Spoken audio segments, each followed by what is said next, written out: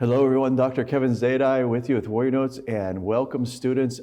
We're doing question and answers here with Dr. Painter. I have him here and he is really helping us with Warrior Health. Thank you, Dr. Painter, for Glad to be coming. here.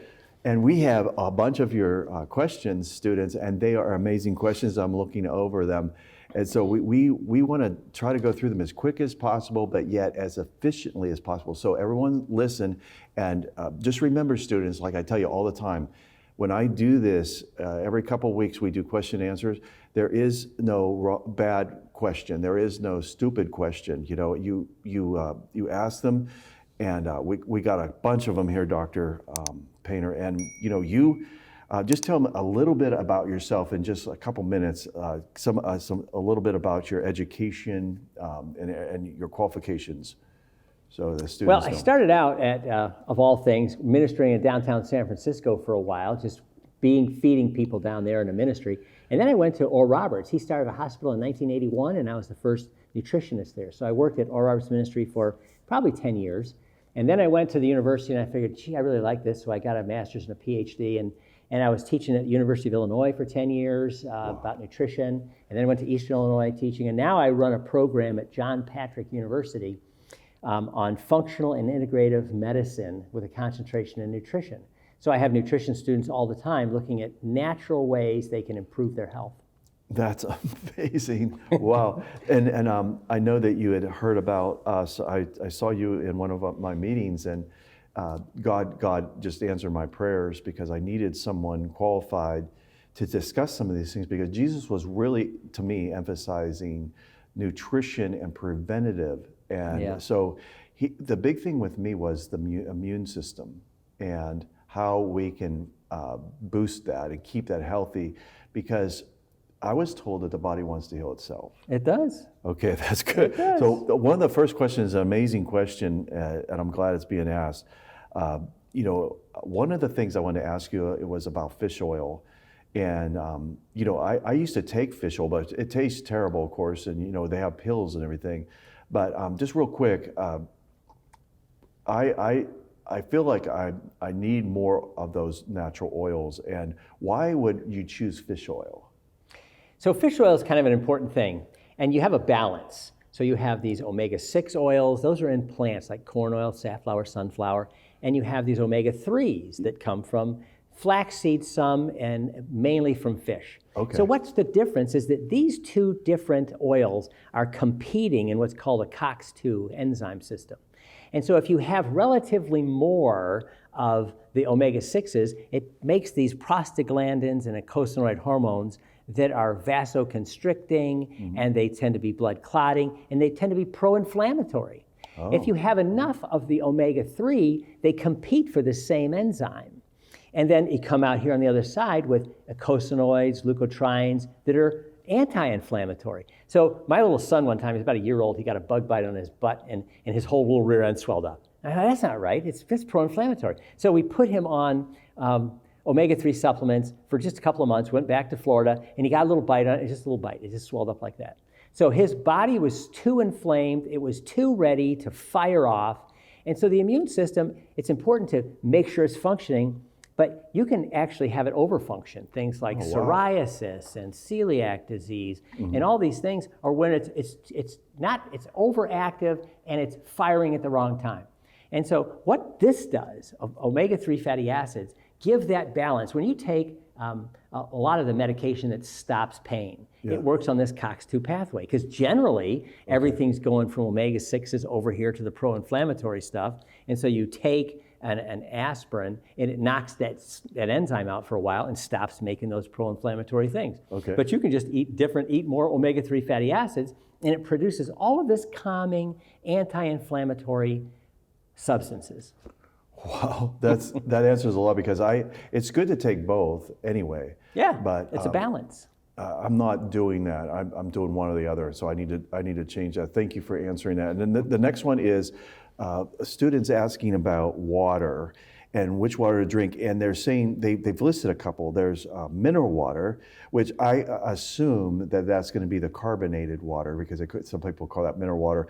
If not, I don't know if there are some water that have like extra minerals in them, but we can address that. And then pH level, and then spring water versus the filtered water that may not be natural spring water, which I want to ask you about that too, because I'm highly doubting that a lot of the water they claim is spring water is really coming from the grounds as a natural spring. So but anyway, that's the next question. What's the best water to drink? So I guess the first thing is that you need a good amount of water because it's what has your whole immune system functioning. Like I said, if you don't have enough water, your blood system thickens up. It's supposed to be spreading out nutrients and phytonutrients into all your cells, and then it flows back through your lymph system. Okay. If you don't have enough liquid, it's just not flowing as it should flow. Oh, that's good. So the first thing is you just need to have enough water, enough liquid. Yeah. And then the second thing is make sure it's pure. Okay. So it should be filtered. It can be, if it's really spring water, that's fine. It's pure. It doesn't have all the toxic, weird things in it. I live on the Rio Grande Valley, and so the water, half of the pollutants come from Mexico and half come from us, and the river's just polluted. And so we looked at our water, and it was like 900 particulates in there. It's supposed to be below 200. And I'm thinking, this is like mud water. And so we filtered the thing, and it was still at 600. So we had to get a better filter to get it out. So the first thing is you need enough water, and it needs to be good, pure water. It doesn't need to be sugar soda water. And so spring water is good, okay, or filtered water is good. Mineral water just means, I don't know exactly what they mean by that, yeah, but generally you look at spring water and it's mineral water because it does have minerals in it. Okay. A lot of times the filters take out everything. Yeah. And so if you get reverse osmosis, sometimes you'll see it reverse osmosis with minerals added back because you can taste it. If there's nothing in there and it's just filtered water, which I think is fine, but it can be a problem if you're drinking a whole lot of this and doesn't have any of the minerals in it. It's probably better to have mineral added back. And so in the Rio Grande Valley, they have water stations all over the place. You buy water by the gallon, yeah, and it's reverse osmosis, but it has minerals added back into it. Yeah. So by far, 99% of it is just drink pure water.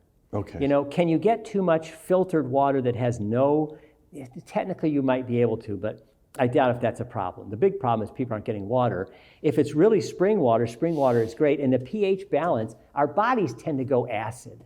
And so you really want to keep your pH, as alkaline as you can, because your blood doesn't change but this much.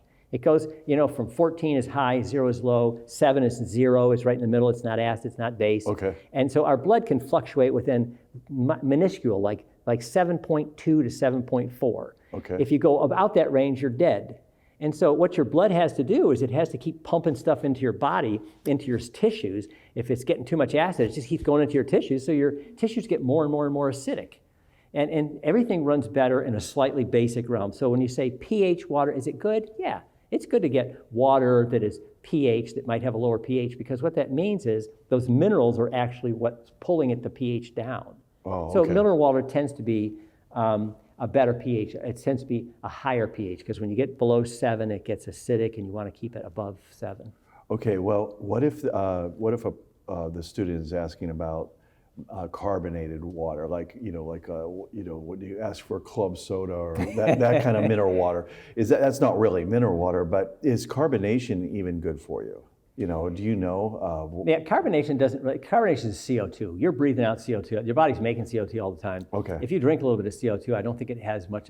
If the stuff I've looked at that over the years, it's not an issue, the carbonation of it. Okay. What tends to be more of a problem is the phosphates that are in there. Phosphoric acid in there, you can get too much phosphoric acid. So it's not a great idea to have sodas, not just because of the phosphoric acid that's in there, but also all of the sugar that's in there, all of the diet sugar that's in there, and you're getting so much of that.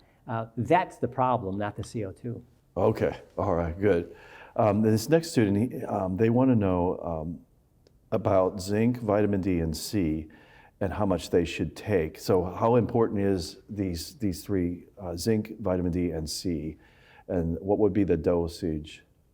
I know it's going to be different for each person, but... It is different for each person, but zinc, people tend to be having enough of that generally in the population. It's not something we're really low in, but especially when we're dealing with some of the things we're in the population right now, zinc seems to be even more important. There have been studies for years that if you take zinc lozenges through your throat and you're having a cold, that it tends to reduce the symptoms of that cold for a short period of time. It tends to be beneficial. Okay. So getting enough zinc is important, and you can take a supplement. I take a supplement of that, and you don't want to get too much of it because it's a mineral. You can overbalance. The minerals kind of balance themselves out. Okay. So it depends on what your age is, but you can look at the bottle and it says the recommended dietary allowance of them and how much that is.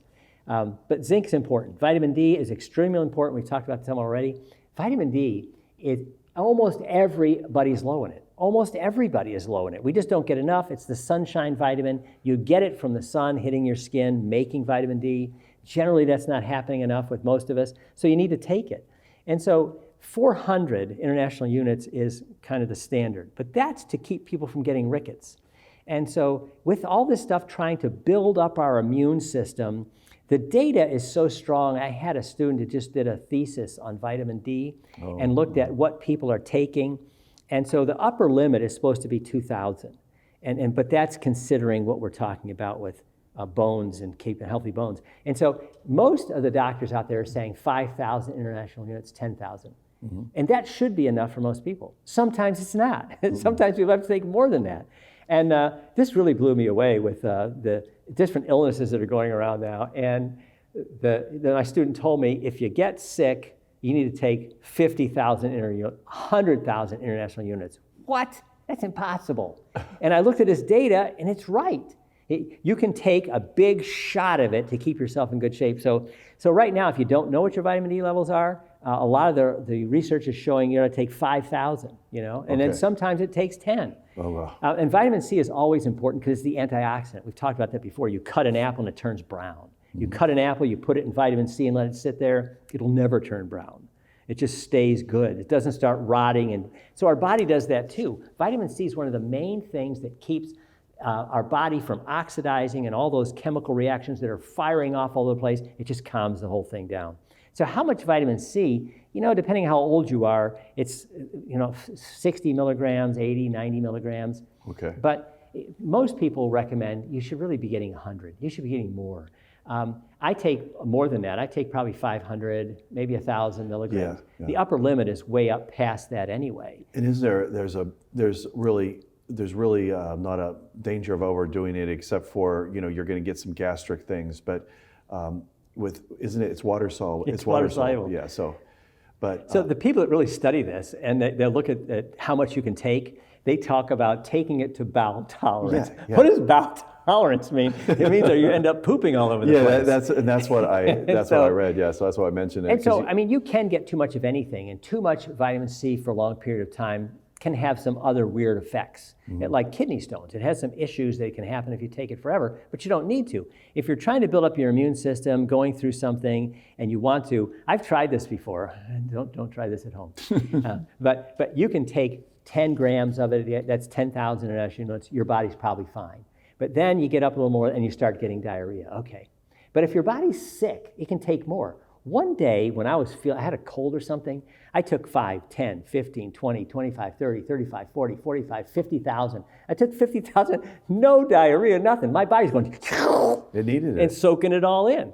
So It depends the situation of your body. Okay. But vitamin C, to make sure you have enough, getting good vitamin C plants, provides enough for most of the time. But I take a supplement of vitamin C all the time just to keep my blood levels full. And when I was in school years ago, taking 100, 200, 300 seemed to fill up the amount that your blood could hold, but it's water soluble, so you just lose it all the time.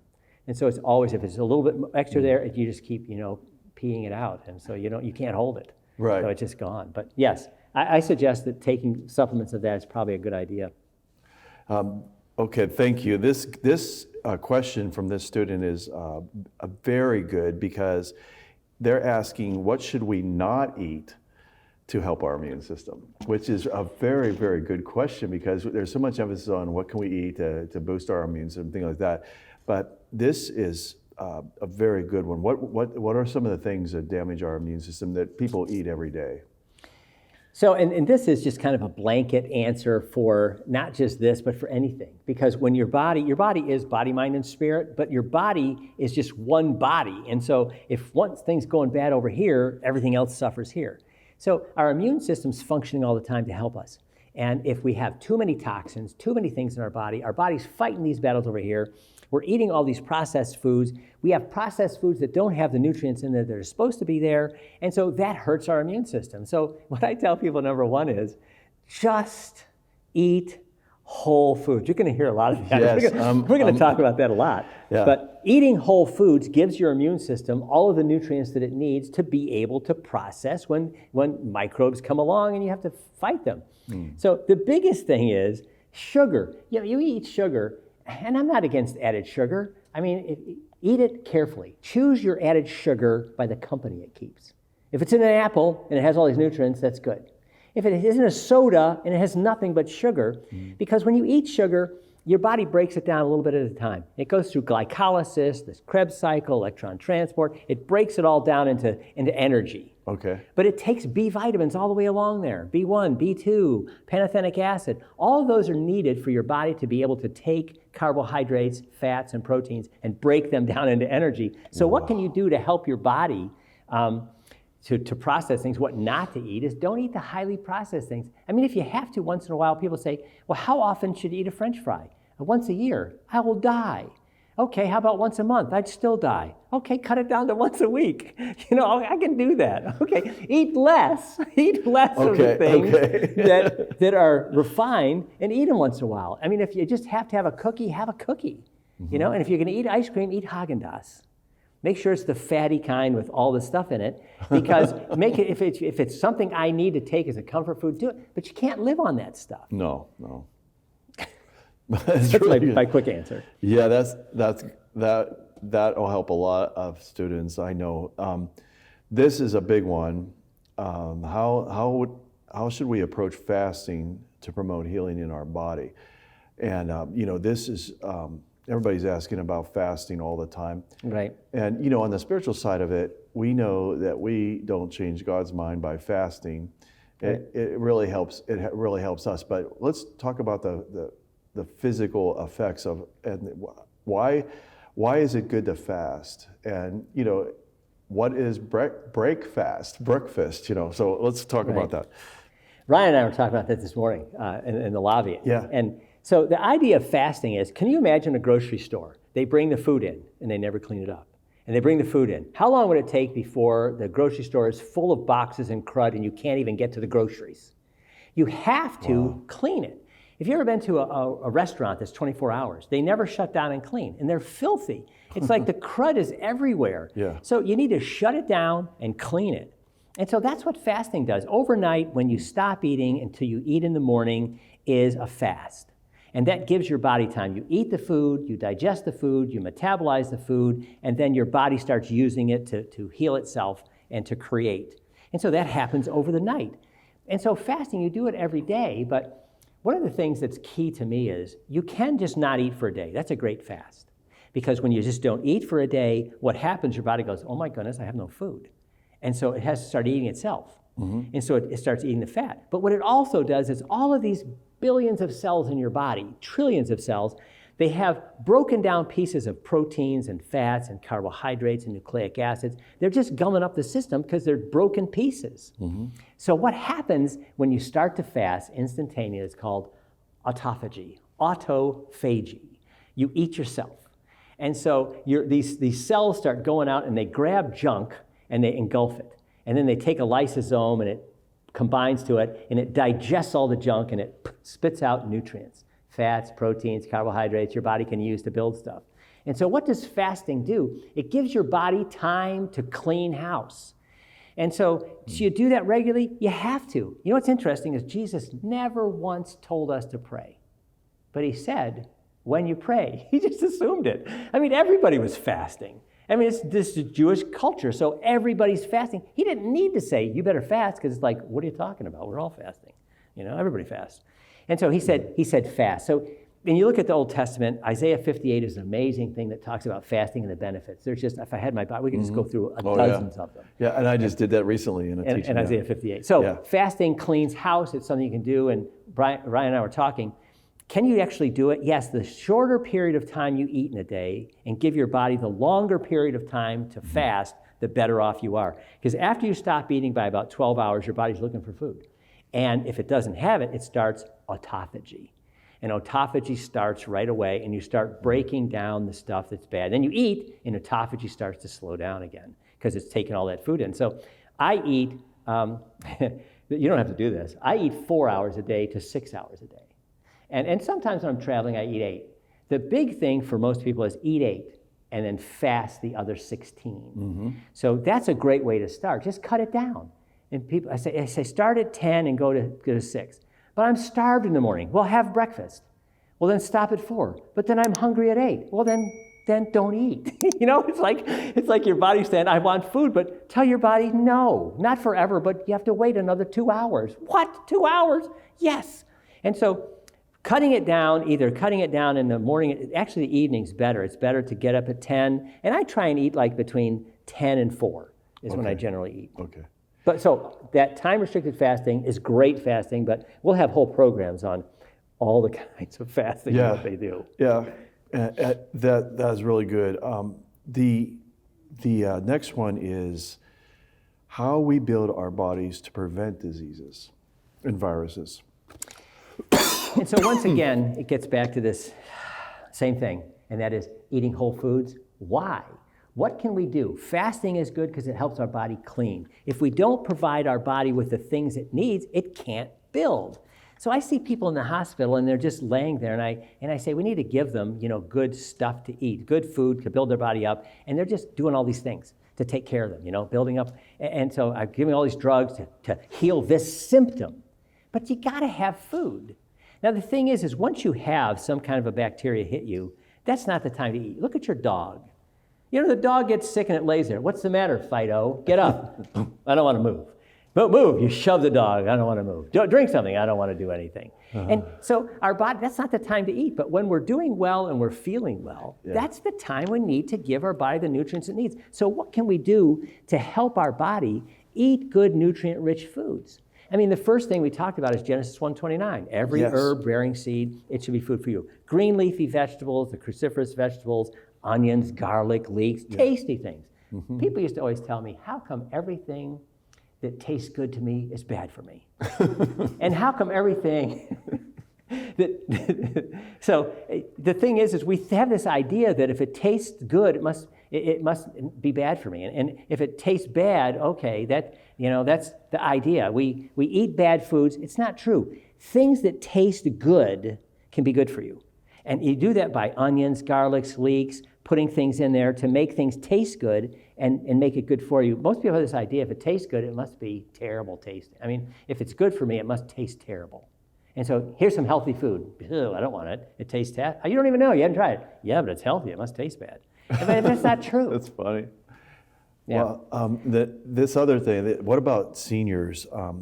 This student is asking what seniors can take that'll help them stay healthy. As we get up in age, there's probably data that shows we need certain things more. And so what are some of the things that you would recommend for seniors as you get up? And so it's a problem when you get older and your teeth aren't working, because then it's a difficult thing. So that's a problem in itself, dentition, being able to bite through the things that you need. And so just eating whole foods, even if they have to be cooked. I did a study with one of my students looking at canned fruits and vegetables. Okay, fresh is up here. I used to think fresh is here, and canned is here, and dirt is right here. It's like the dirt is right above dirt, and it's no good at all. But I found that's not true. That, canned vegetables are like here. So, older folks that have trouble chewing, have trouble eating, and I can't bite on an apple, I can't do that, then get the canned stuff. Because if it's still not sugar added, if it's whole foods and it's canned, or if it's frozen, or if it's already been chopped and peeled, that's still good. Because you get back to just eat whole foods. I was the director of nutrition research for the California Raisin Market, the dancing raisins, for 5 years. Yeah. And so we looked at raisins, and according to the government, it's very true. If you take a raisin and eat it, it's fine. But if you mash it up and turn it into a paste and make it into like a jam, that's still a whole food. As long as you don't add things, you don't take things away, it's still got everything. And so we did tests with raisins, and we did it compared to juice. And blood sugar would shoot up. But with raisins, it didn't. And we found out it had low glycemic index. Why? Because it has the fiber, the phytonutrients, they're wrapped up in all that sugar. And so once again, eat whole foods. If you have to get things as you're older to eat things that are easier to chew and to swallow, then do it. But make sure as best you can, the least processing the better, and eating whole foods. Make sure you get fruits today, vegetables. It's hard. You can go through the whole day in America and have cereal for breakfast and coffee and toast and a bagel.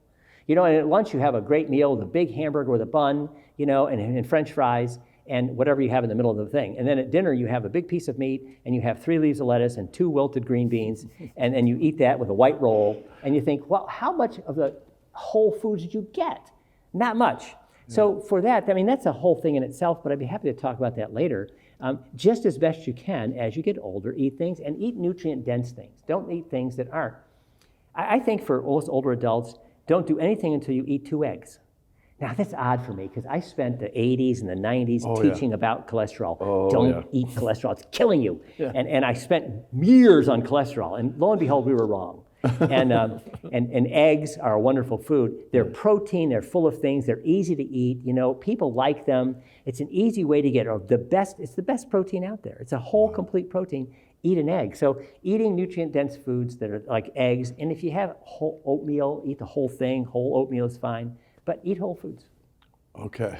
The next one is, what can we eat and drink for inflammation? And I know this is going to would be a week-long discussion with inflammation because it's a big one. But first of all, probably the students asking what we can eat and drink. But let's go with what causes inflammation to begin with, and then we'll go from there as far as what we can eat and drink real quick. Give us an explanation of inflammation. What's the body saying when it's being inflamed? So in inflammation, your body is actually the immune system's kicking in. All right, so you get a cut here, and 1 million bacteria go into that cut. And then all of a sudden those cells realize, wait a minute, this is not right. And so it starts bringing liquid into that area, it starts to swell. And then all of these neutrophils and eosinophils and basophils, they come in there and they start attacking that thing. And so what is inflammation? Inflammation is generally your body's reaction to a problem. And so it sends more liquid in there, it sends more of the immune system in there, and it becomes inflamed. Wow. So the inflammatory process with an acute illness is wonderful. So it's an immune response. It's the immune response. Yeah. It's what happens is if you're always going and your immune system is constantly keyed up a little bit, and you're having joint issues, and so then that starts getting inflamed. But again, it's not supposed to do that because it's supposed to be attacking pathogens that are coming in, but it starts happening in our body. So why, I guess the question is, and we got a whole thing on this we're going to do, I hope, on inflammation, and it's the immune system gone awry in a fallen world. So why does it go bad? We're in a fallen world, and so it goes bad. So inflammation is a great process when you have an infection. Okay. But you don't want inflammation going on all the time in your joints, in your arteries. So we used to think fat, cholesterol, saturated fat, that causes heart disease. No, it doesn't. It's inflammation. It's those irritation of those cells that's going on all the time. Oh, wow. So they're always irritated, they're always slightly inflamed, and over a period of time you get hardening of the arteries. So it's an amazing thing to me that it's all a balance. Everything's a balance with God. And so you've got the system, it's on this, it's a firing mechanism, you want to keep it going. People say, I want to get rid of inflammation. No, you don't, because you're going to die 2 days later, because whatever comes in is going to wipe you out. So this person is asking what they can eat or drink to help with the inflammation. That's not really what's going on then. It's not, because it's their body's trying to tell you something. It is trying to tell you something, and so it depends where the inflammation is and what it is. Yeah. But there's things you can do that help reduce inflammation. There's herbal things that you can eat. We talked about the fish oils and what those do in this balance. And so the balance gets a little bit more over here, it's pro-inflammatory, and you want to get the balance. So what do you eat? Fish oil is the best thing. Okay. Fish oil balances out the system, and it makes more anti-inflammatory eicosanoids, leukotrienes. It makes all of these wonderful chemicals. So it's a balance. The fat thing is incredibly important to keep the balance going. It's not shutting down your immune system, it's just balancing the thing out. In Ayurvedic medicine, they have so many cool things over there that we have no idea about. that they call adaptogens. What's an adaptogen? Yeah, I've heard Well, of if that. it needs to go up, goes up. It needs to go down, it tends to level the thing out. And so there's lots of herbal supplements that do that. They just make your body adapt. One of the main things is turmeric. Turmeric is just it could be the most amazing anti-cancer compound, but it's an anti-inflammatory. Oh, and so wow. you can look at all these antioxidants as anti-inflammatory too, because when you have inflammation, you've got all these wild chemicals being created that are starting to harm your body, and antioxidants come in and wipe them all out. They're antioxidants. Vitamin C comes in and it gets oxidized instead of your body, and so it leaves your tissues calm and cool. So eating antioxidants, there's lots of anti-inflammatory things. There's drinks that are made with things like turmeric and ginger, and you make drinks with that are all these compounds that tend to be anti-inflammatory. So there's a variety of drinks that you can make. I used to make tea all the time. Yeah. It was an anti-inflammatory concoction of turmeric and ginger and some other spices. Yes, I think I've done that before too. Yeah. So that'll help. Okay, what about hormone imbalance and your diet? That's another big one. That's another week's discussion. But can you discuss the students asking about hormone imbalance and what they could do with their diet? Now that's a big question. That is a huge question. That's a big question. And my answer is, I've never been wrong with this one. I have no idea.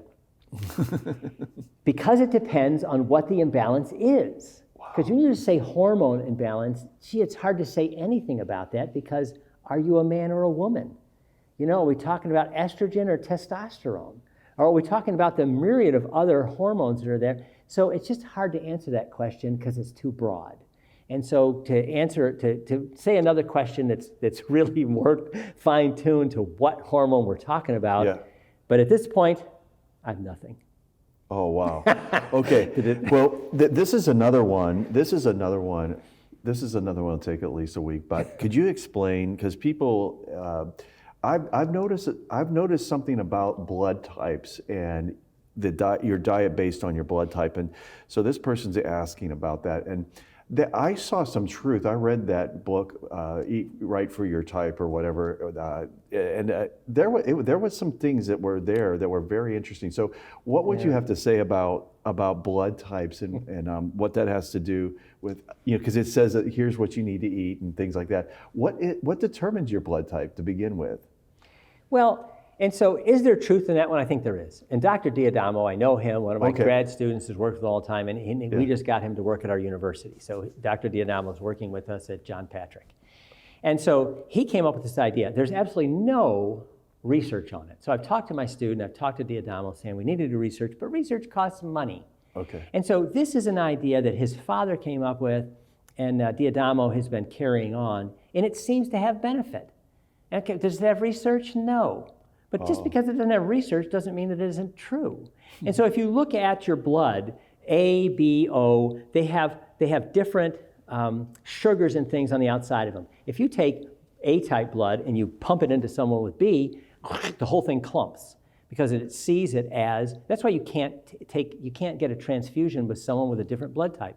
So cells are not just little blobs. They have all these things off of them, and they're communicating as they bump into other cells. And so you've got one complete list of things on type A, type B, and type O.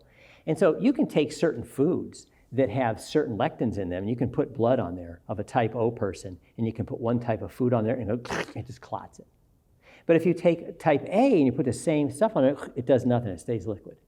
And so is there a basis, in fact, to the blood type diet? There is. Okay. Is it the be-all and end-all of things? I don't think so, because then you get in conflict. Oh, here's the stuff I can eat. I'm type A. And I try and follow. I look at the things that are good for type A, but then I look at a different kind of a diet for something else, and all of a sudden it's conflicting with that one. It's like, wait a minute, which one of these is right? And so I can't say you go with it all the time. I say it does have good basis in fact, and I know Dr. Diadamo, and I don't have any literature to back it up. Okay. So I can't say that what it does. But it really was, my dad, when he was older, he started having blood clots. Blood clots had to amputate. You see, diabetics getting things amputated. Yeah. And I just wonder how much of that blood clotting has to do with, as you get older, your digestive system's not working. We call it leaky gut. And so the stuff in your intestine that's not supposed to get through just leaks out in. And so you've got these things that your body then, that's a danger, it's an antigen, they create, then your immune system hits it. And so you have this inflammatory process going on all over the place because you got leaky gut.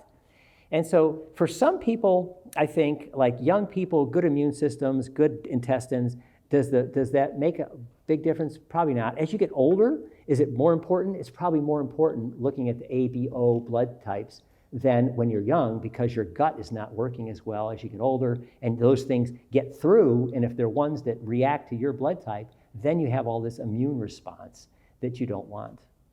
Okay. That's another big question, but That is. but it actually, there's truth to it, no data, but I think there's a lot of things there. It's a good guideline to go by. If you're having problems and you're having issues, then try that, see what it does. Yeah, and it helped me.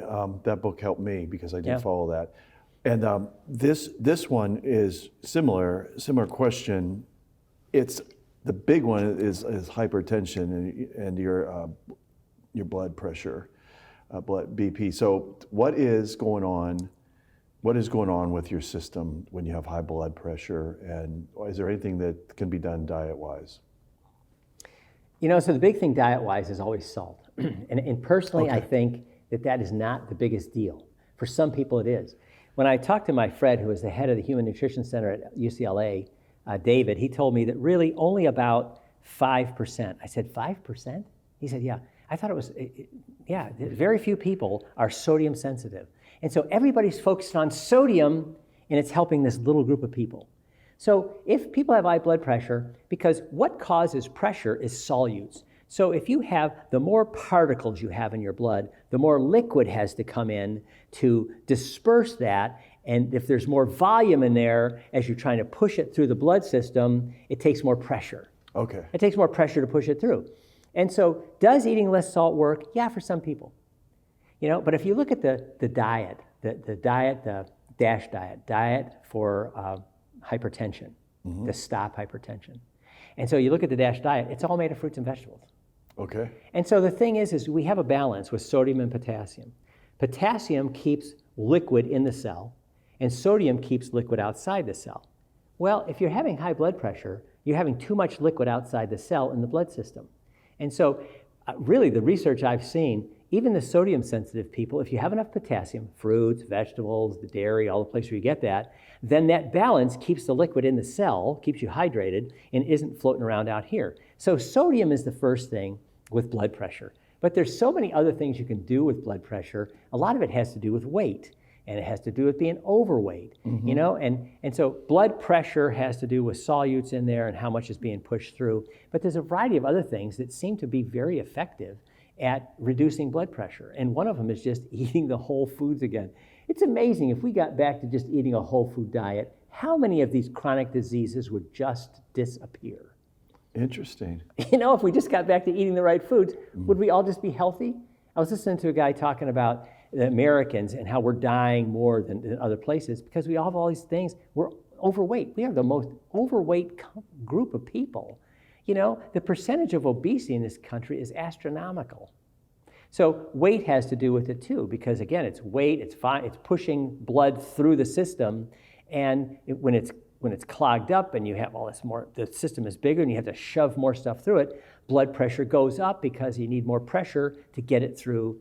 And the same thing with with omega-3 fatty acids. They have to do with blood vessel dilation and constriction.